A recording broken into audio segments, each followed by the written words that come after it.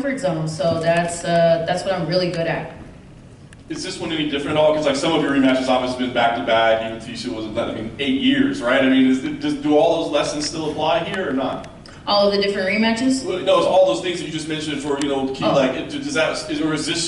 this such a unique scenario with so much time in between that maybe this is a different situation than the other ones? Yeah, I think all of these fights are unique to themselves.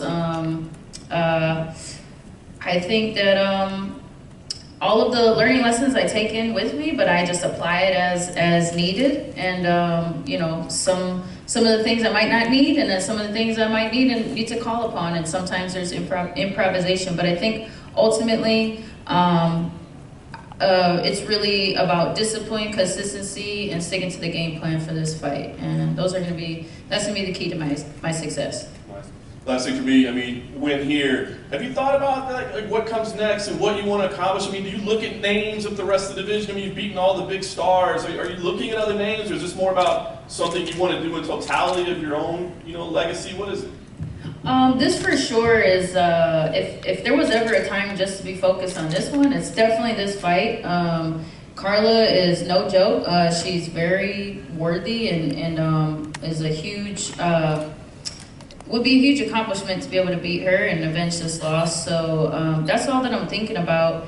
And I mean, obviously there's other girls in the division. There's always going to be. But yeah, she's the biggest test and the biggest challenge for me at the moment. Rose over here.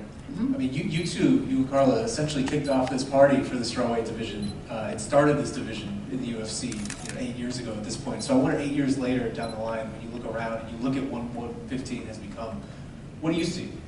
Oh man, I see a great story. Like if you're a fan, you're in for a great ride. I think what I see is I'm clearly the best.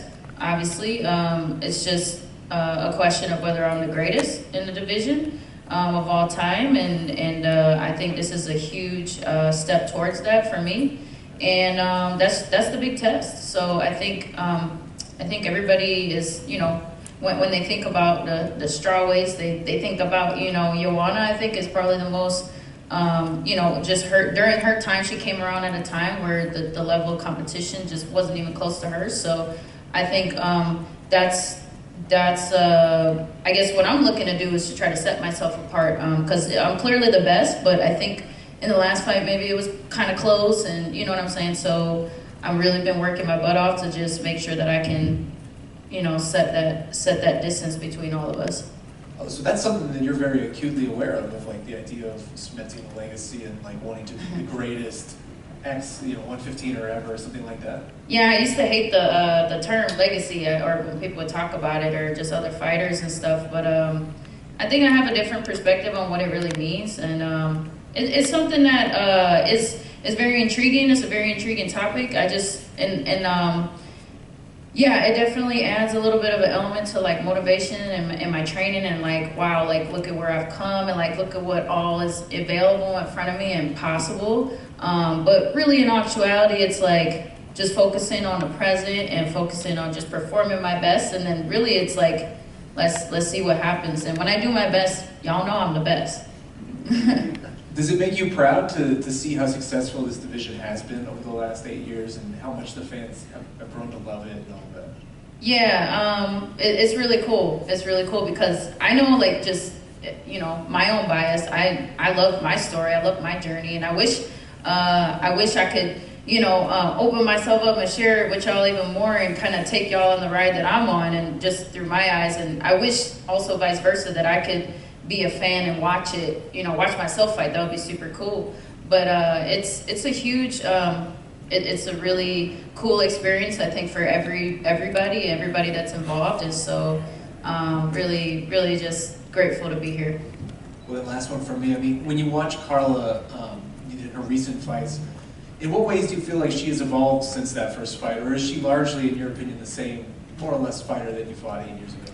I agree with what she said. I can't remember where it was, maybe Countdown or something, but she said she's a bigger, better version of herself, and I agree with that. I think she's, her traps are bigger. She's got bigger muscles, and she's, I I would imagine she's a lot stronger. Her technique, you know, gotta be crisper, and I think a lot of girls maybe overlook her like blitz attacks and her boxing and stuff like that. So I just make sure that I look at all of those things and take that into account for my preparations. And I think she's just a bigger, better version of herself than she was 8 years ago. And yeah, I'm ready for that. Hi, Rose, over here to your left. You're probably the leading mind on this, but when it comes to the matchup between Joanna Jędrzejczyk and Zhang Weili, you fought them twice. How do you see that fight playing out? Ooh, I think whoever's going to be the more technical in that fight is going to be the winner.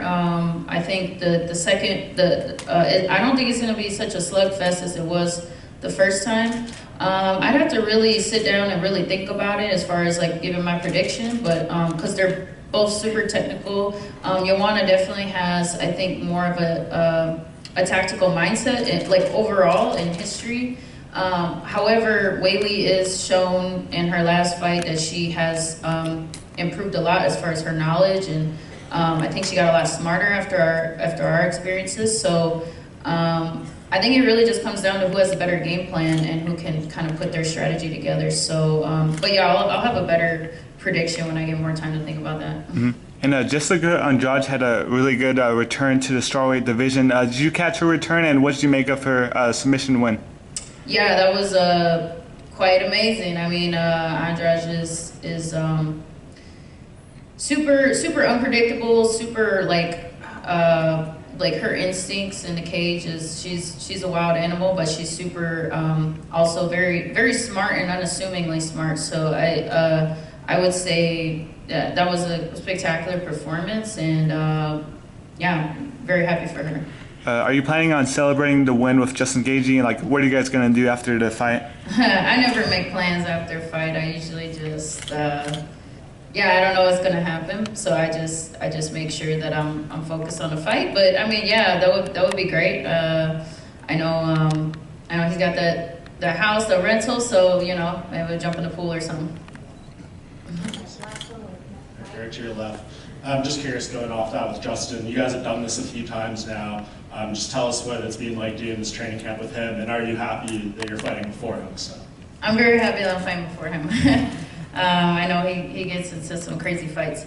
But yeah, I'm really excited for Gaethje. I think he's definitely taken his preparations to a whole nother level. I see he's always been super gifted and special, but he's really taken the preparation side of things to a whole nother level as far as just like being disciplined and being efficient and like cardio-wise, recovery, like everything is, I think, lining up for him. So even though I'm like a huge fan of Charles, but I see him coming out as a champion, and I'm really excited to be able to share that moment with him and defend my belt.